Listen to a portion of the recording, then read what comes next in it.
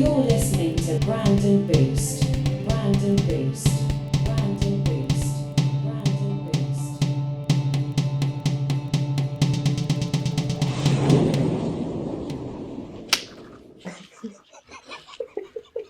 Gonna catch that. Got it.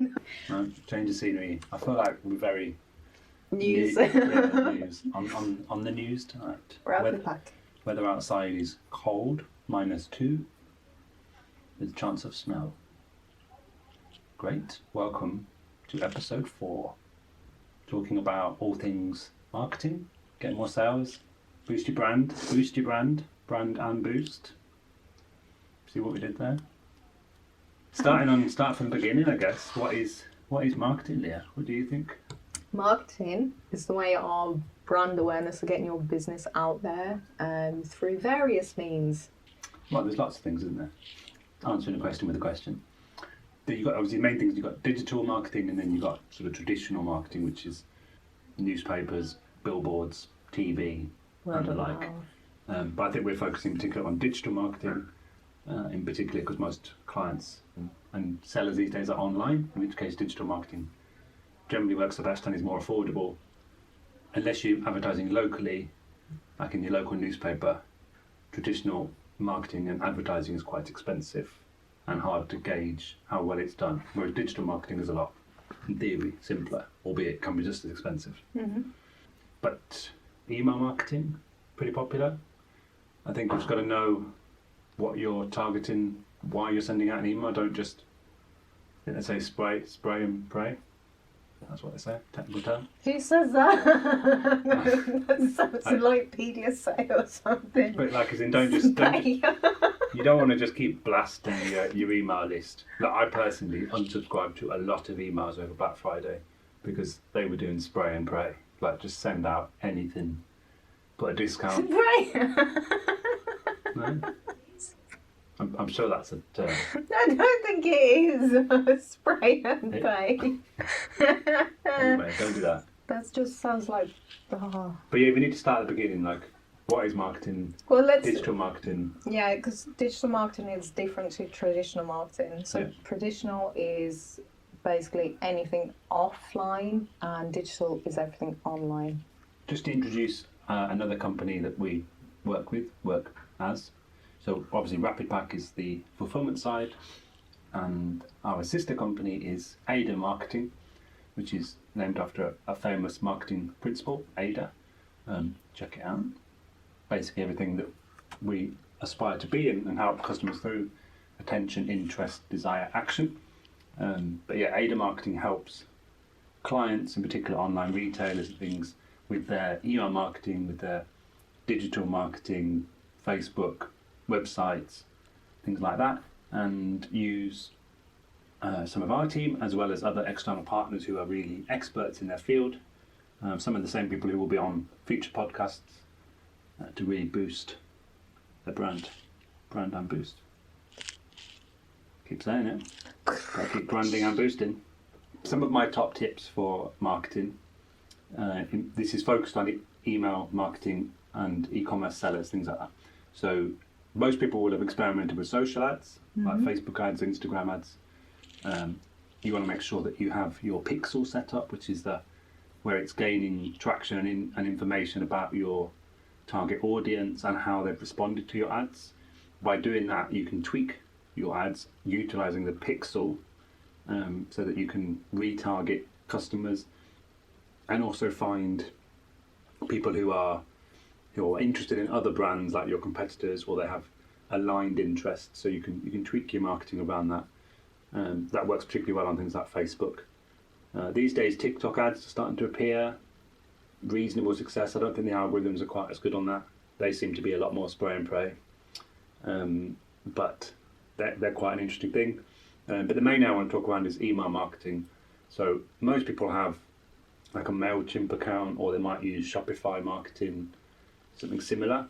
And there's also the bigger packages like Klaviyo, which are really good at retargeting and remarketing to your current clients. Your current clients and current customers are your best chance of, a fairly easy sale at a low cost, and you want to increase your average wallet value with those customers.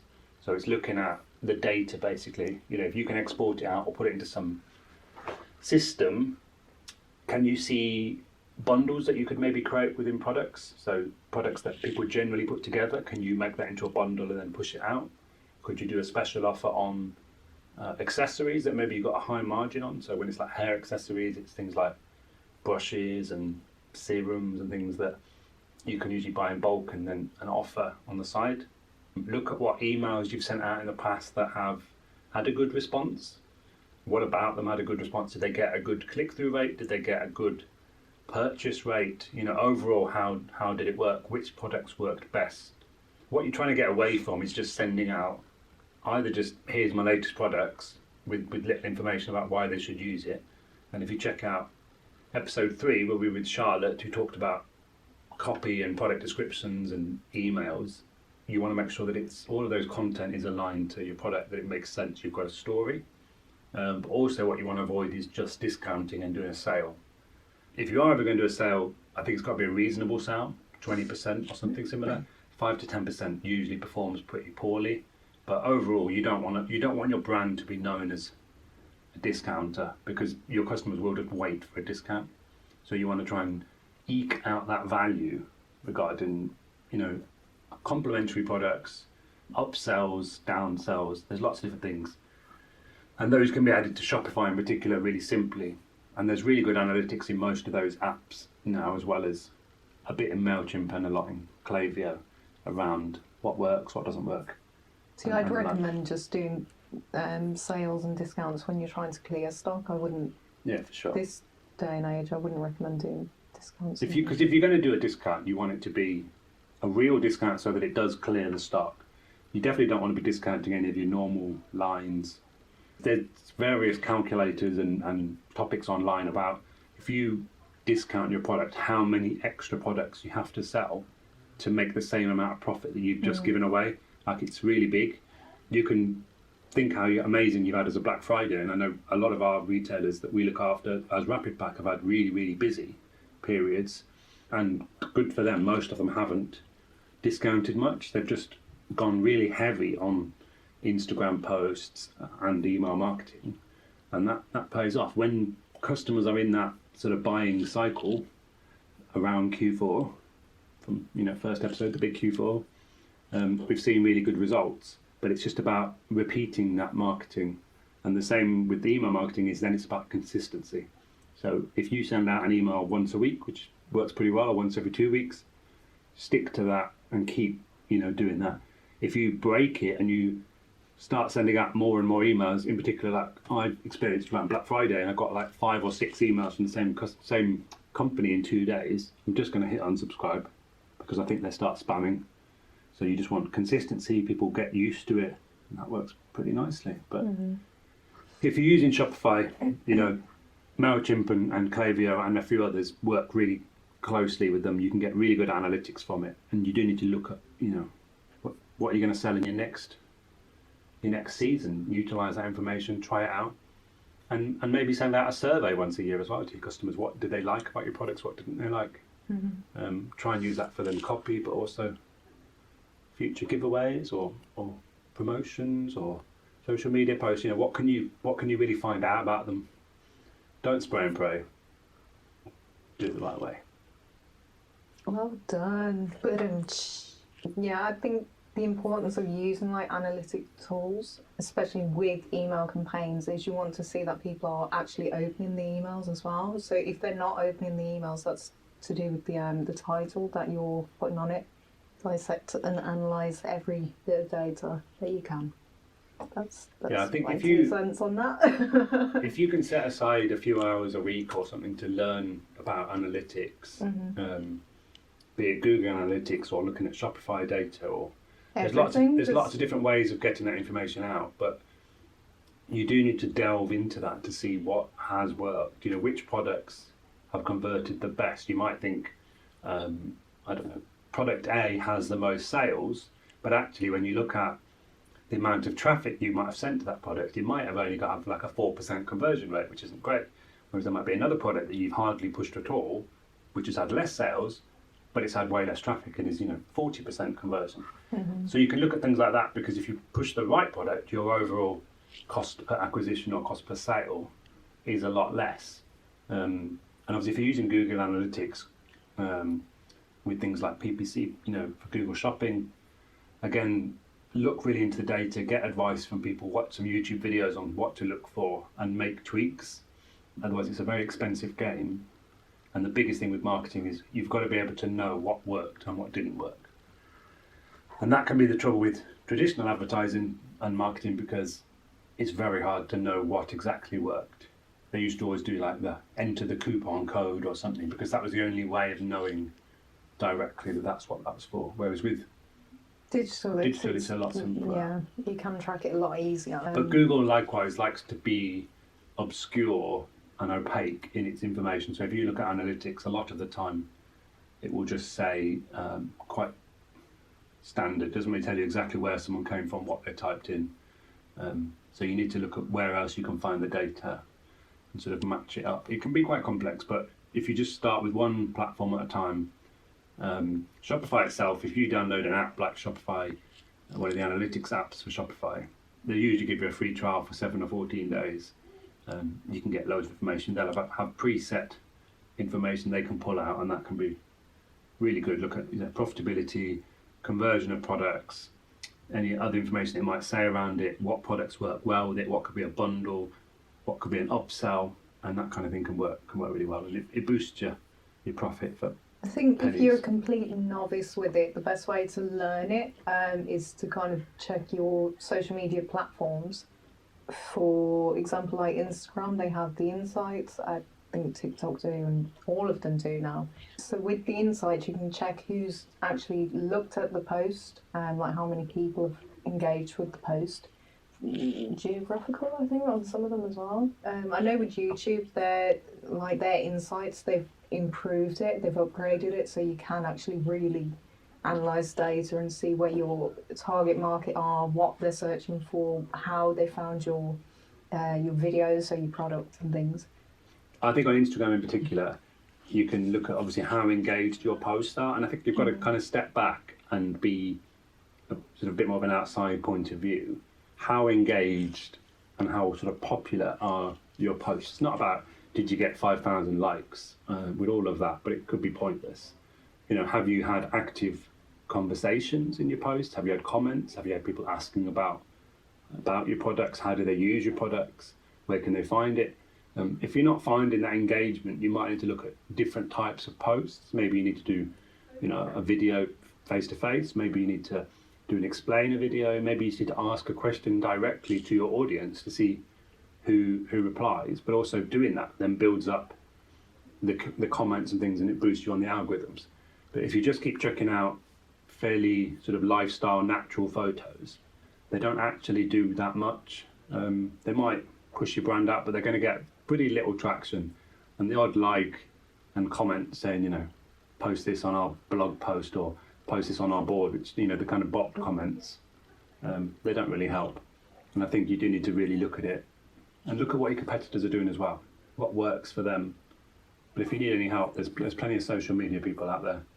And you can certainly come to Aid. And we'll put you in touch with the right person in the right package, because it is hard as a business owner to sort of find the time. The best brand generally we would consider is that you do it yourself, because people buy from people these days. Mm-hmm. If you've got a story, trauma, whatever it might be, what was your reason, your being for doing what you're doing? There must be a reason. That's what you want to push. If you're not comfortable doing it face to face on video, then just try and articulate that in your posts.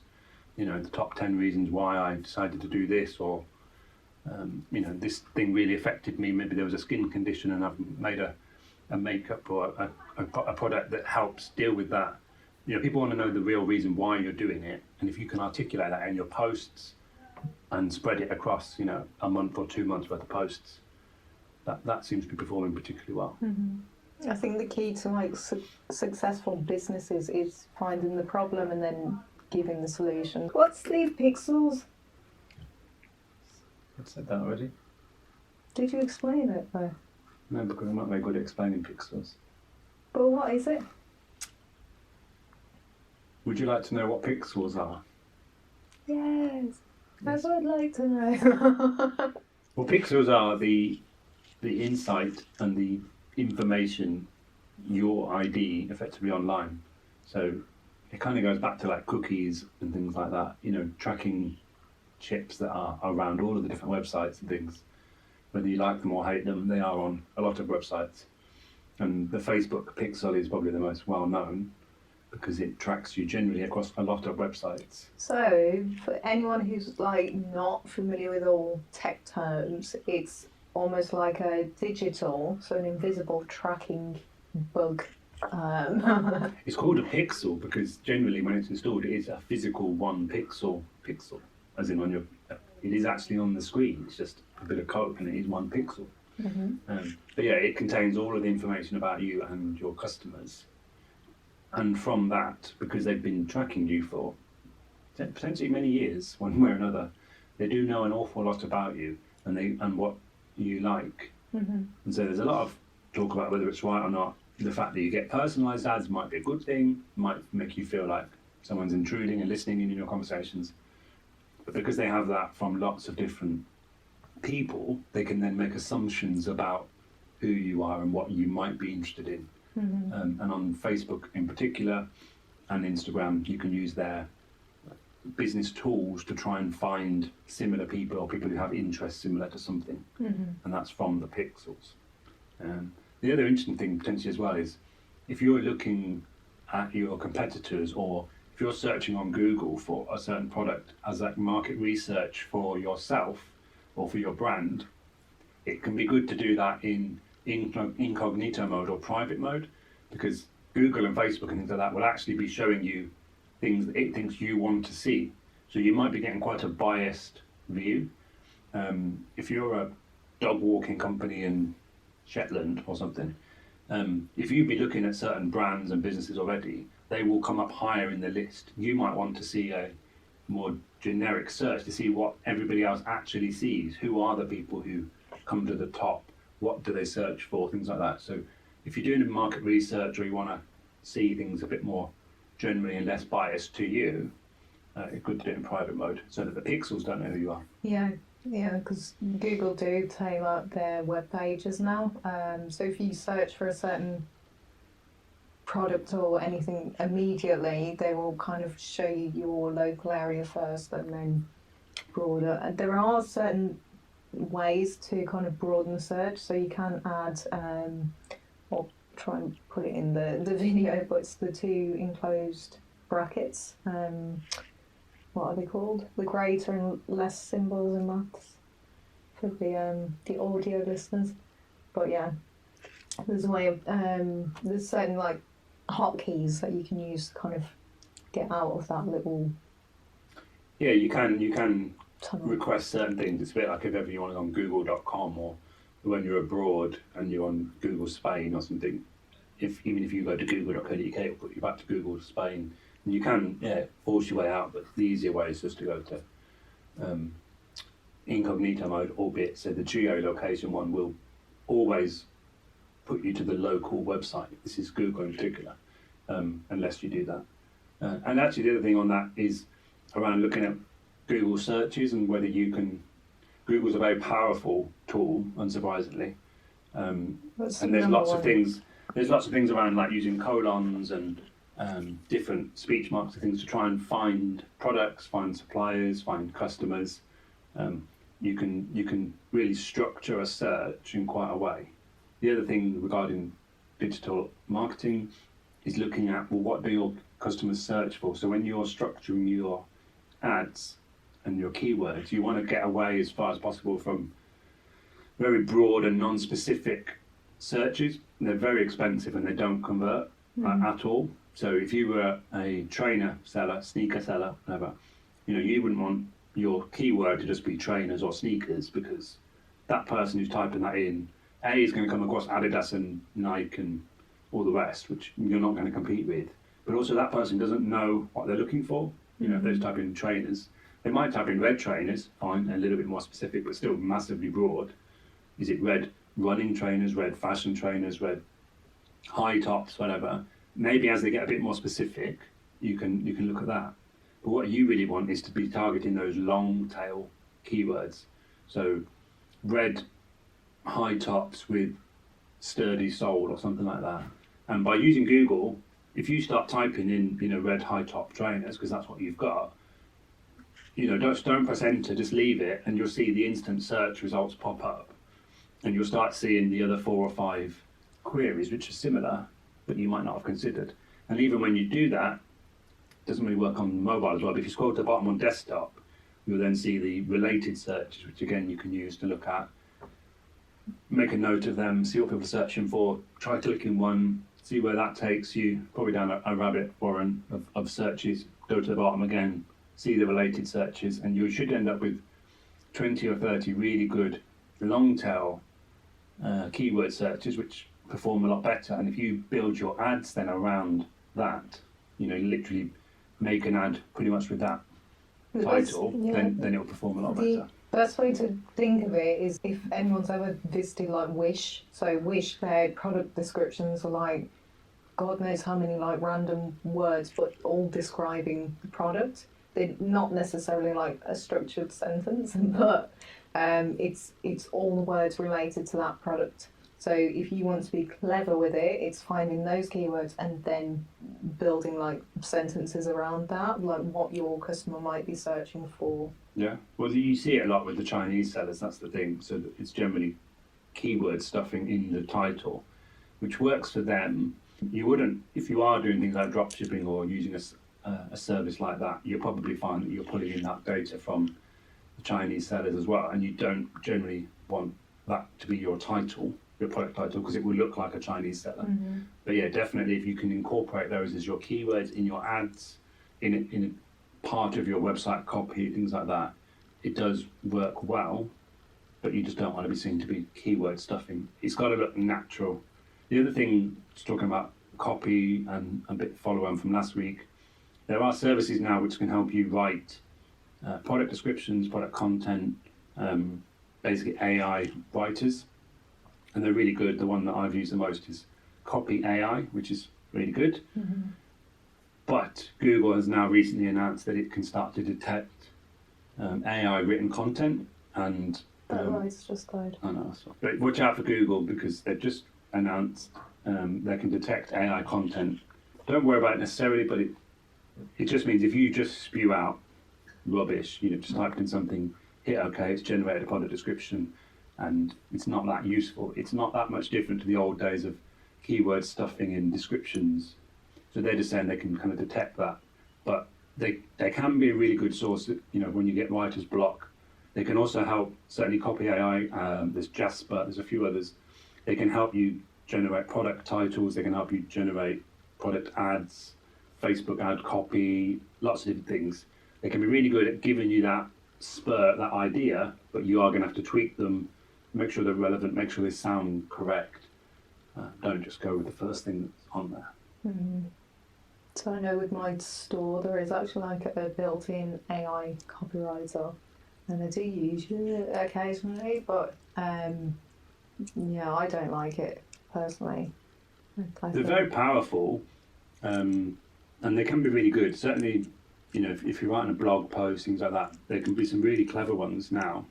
But when you're trying to build a brand, you want to kind of keep that uniformity. So that goes right down to your voice as well, and how you speak. Like, there's no point if you're like, no discrimination, but if you're like a farmer and trying to give it the big city spiel, it doesn't sound like legit, or like it just sounds like you're trying to hide something. That's why transparency, uniformity, those are really important with brand awareness and marketing.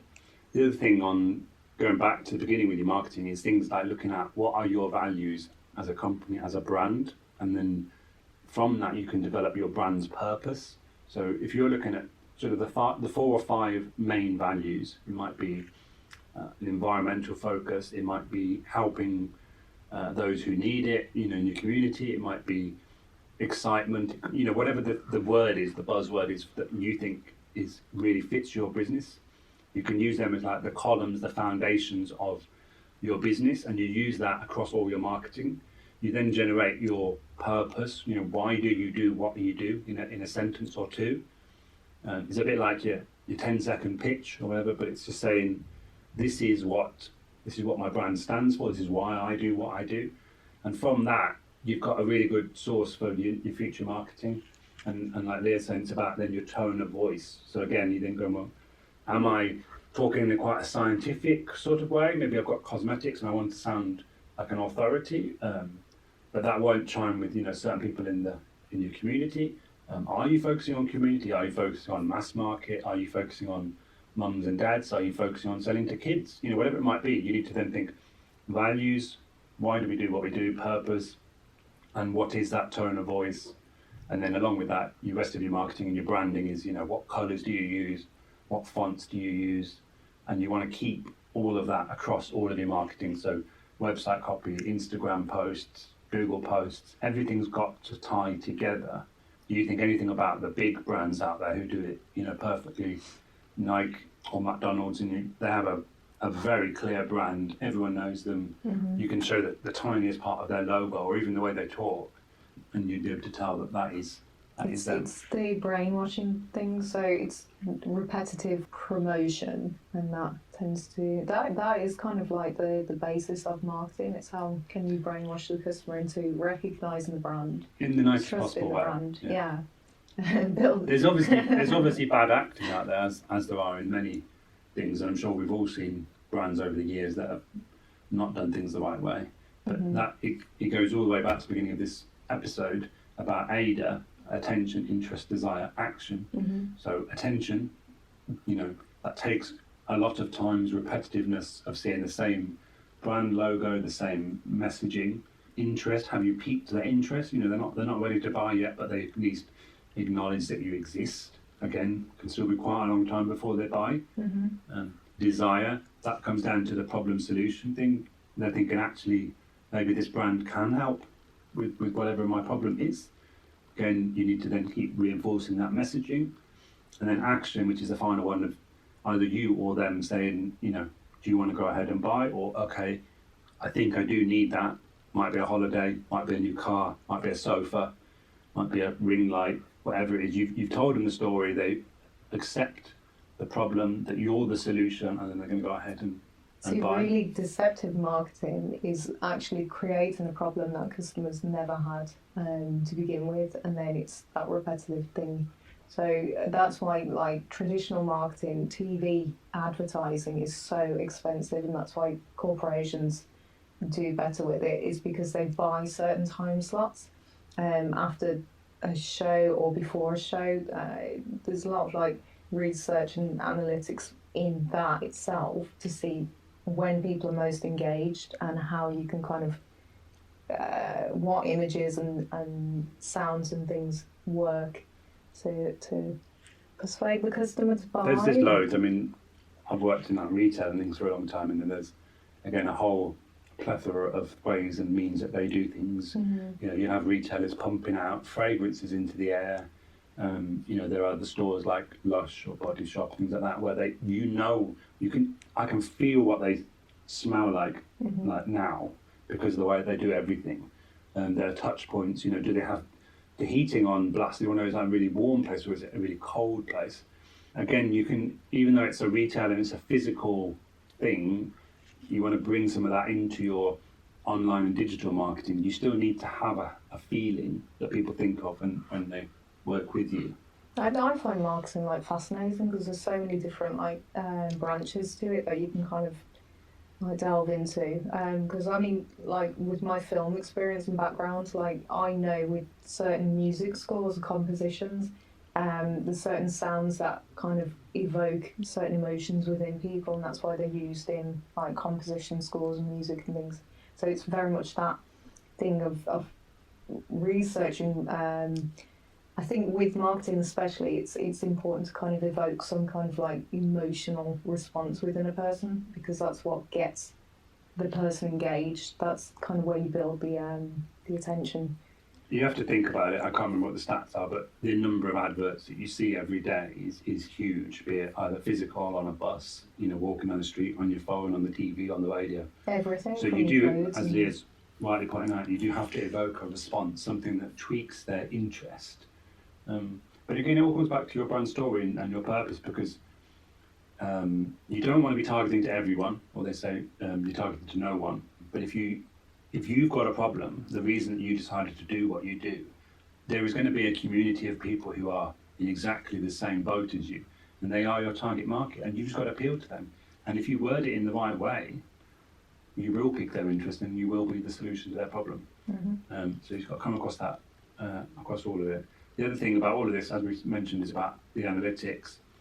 We've just gone through lots of different ways of doing things, the Instagram posts, your tone of voice and things. But where you can, you want to test. So, maybe just write it down in a book, but think, okay, well, this week I'm going to try and do my adverts or my social posts or my emails a little bit different. I might try and push a product, or maybe I'll do a bit about the brand, whatever it might be. But make an actual acknowledgement, in a notepad or something. Not going to be complicated, but I've made a step to do it different in these 1 or 2 ways. Don't change too many things at once. And then in a week or two, come back, review it. How did it compare to the last set? And should it be something we carry on with or not? There are lots of online tools that can do it, but they can get a bit complicated. You have to send a certain number of people to a certain landing page or similar, but you can keep it quite simple. Just make the acknowledgement that I'm going to run a trial for two weeks to see what works, and then I'm going to review it, think what worked on this, what didn't, and then I'm going to try test number 3, which is doing a bit of what I did on the last one, a bit of what I did before, test it, run it for 2 weeks, see what happens. But again, then you're getting good data of knowing, do I get more sales from it? Did I get more comments? Has my reach expanded? Am I getting more leads? Just make a note of it so that you can acknowledge that you've done it. Otherwise, in 2 months' time, you'll be like, I don't actually know what it was that worked and what didn't. I think that's the fun side of it as well, kind of testing and trialing. And a lot of it won't work. That's the thing, but it can be hit and miss. Yeah. It is that kind of like exploring though, because there's no point kind of watching other people and seeing what works for them. You've got to kind of carve your own path kind of thing. Definitely. That's what will help you in the long run as well. Again, it's about building your community, people who are loyal to you. It's quite easy to get into just about any business. Most businesses, in theory, have quite a low wall, barriers to entry. And what you want to do, and marketing talk about a lot, is about building a moat around your business. So you think of yours as the castle. You want to make it more complicated for other retailers, brands, business owners, whatever, to be able to copy what you're doing. Now, if you're just selling a commodity, t-shirts, trainers, marketing material, whatever it might be, there's going to be another 10 companies that are very similar to you, but there is only one you. And if you can build up that community over time, 12, 24 months, whatever it is, it becomes very hard for people to really compete with that. There's going to be other ones who are ahead of you, other ones below you. You keep going down your path, try and build up your community, build up your following, build up the comments and the interactions and the eco awards, whatever it is you're doing. You keep sticking to your purpose, persistence. You will get there, and your moat will be getting bigger, and your walls will be getting bigger, and you'll find then that you'll start getting sales a bit easier. You'll make a bit more money on them, but it does take time. Yeah, I think that's the one thing to remember, especially with marketing a business. You won't always get like overnight success or results, so it is very much that persistence and kind of staying the course. And if you think you're not seeing results immediately, give it time, try different things until you start seeing results. You will eventually. It's just not losing the stamina. Yeah, no, you've got to do that, and also don't burn out either, because that's another key area. If you think you're flagging, then take the time. But the other thing as well is that you can only do so much as a business owner. So if you feel that you've given it a good crack at social media or Google ads, everyone keeps talking about it. We've just talked about it, or the great parts of it. But it's not for everyone, and it can be massively time consuming. So again, if you think you can't do it, there's no harm in saying, okay, well, I need to outsource that to somebody else. Could be Ada marketing, could be anybody else who's good at it. There are lots of people who are very good at PPC ads. There are people who are very good at social media posts. There's a lot of people like we had Charlotte last week who write amazing copy, make your website come to life, build that brand story. You can't do everything as a small business owner, and there's no point really try. And if you think it's not the area that you massively enjoy, you can't stick to the time, then investigate. But get reviews off other people as well, though, because there are a few charlatans out there. Charlotte. Oh, no, sorry, Charlotte, if you think it's charlatans. Charlotte. Apart from Charlotte from last week, I'm sorry. But yeah, charlatans. I think charlatan's a bad word, you know. Well, that's kind of what I'm implying. No. Don't get suckered in by con artists. And I would say I thought that's you on were PPC and SEO Trying to people. promote the charlatans then. No, don't go to charlatan. Go to Charlotte, not a charlatan. That would have been a good like little advert. Maybe we should try and sell her She's going that. to message me and say, don't call me a charlatan. The other thing, just thinking about it, is some of the offline, but slightly different, as we talked before about communities. Like, look at what local groups there are. That can be a really easy way of picking up local people. But like networking events and things. That falls just into trying traditional different marketing. Yeah, no, it's definitely Steering traditional. away. But it's again, that's because it's down to you. You are the brand. You are the face, the excitement, the bubbliness. People buy from people, and that is very much you doing that, being a salesperson. I know nobody really wants to be a salesperson, but as brand and business owners, you are the salesperson generally. That's because nobody can tell your story like you can. Interesting you said people buy from people, because I'm thinking like Amazon now. I hit my head too hard then, but that's getting the brain working. Amazon, they haven't really... I mean, everyone knows Jeff Bezos is like the owner of Amazon, like the founder and things, but in regards to their marketplace and that, it's because they've built up that kind of brand trust themselves, so that's why they can afford to have faceless brands. But it's like Amazon and eBay take a very different tact on it. So eBay actively push the fact that you're buying off independent sellers. Amazon obscure that fact. That actually 80% of what you're buying on Amazon, whether it's through FBA or non-FBA, is from individual sellers, and it's not Amazon themselves selling it generally. eBay go about it the opposite way and say you're buying off real people. But none of those can do it as well as just doing it yourself on your own website. They can be good for traffic things, but again, you want to be thinking that in 12 to 24 months' time that your website is the place to buy it from. Even if you're popular on things like TikTok Shop, again, which is proving to be really popular, but you're putting all of the control in TikTok's hands. You know, what if your account gets blocked? So what's your views on TikTok Shop? I don't think it will last, to be honest. And I was going to put my own store on there, but I have kind of like hesitations from it. Not for the fact that I think it's dodgy and you'll lose money or anything like that, but the longevity of it. TikTok was designed for entertainment, and I think they're trying their hand at everything. They're trying to be everything, and it just doesn't work. It's kind of deviating too much from their initial like setup, which was like entertainment, whereas YouTube can afford to branch out and things like that. So at the minute there's like a war between YouTube and TikTok. Instagram is trying to kind of get in the ring, but it's kind of like That ship sailed, I think. yeah. I think the interesting with YouTube, and obviously why content creators overall prefer it and make more money from it as content creators, is because it is more inclusive on like the channel that you're on. People are, advised that this person's just released a new video and things. And I know TikTok does obviously put things on, and you've got the lives, which can work really well. But you can get quite easily distracted, I guess, on TikTok. As in you might be called onto TikTok because someone's post has popped up and said they're going live. Great, but it only takes one swipe and you're off them. Whereas YouTube is still trying to sort of keep people in that and get comments and things like that. YouTube set it up so it's kind of like not a syndicate.